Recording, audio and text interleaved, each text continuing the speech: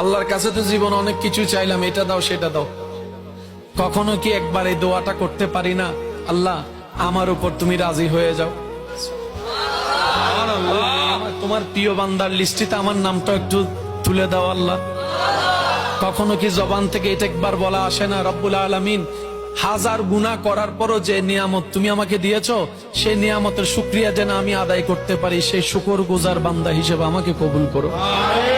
কখনো কি এটা বলা আসে না আমাদের, আল্লাহ নামাজের মধ্যে এমন কি প্রেম ছিল, এমন কি নিয়ামত মজা ছিল যে ইমাম হোসেন কারবালার ময়দানেও তীরের সামনে থেকে নামাজ ছাড়ে নাই।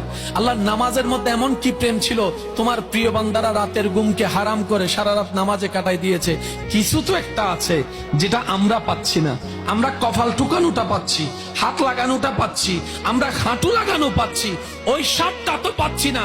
আল্লাহ দয়া করো আমরা যেন সেই স্বাদটা পেতে পারি, তোমার প্রেমে নামাজ পড়ে পড়ে জীবন দিয়ে দিতে পারি।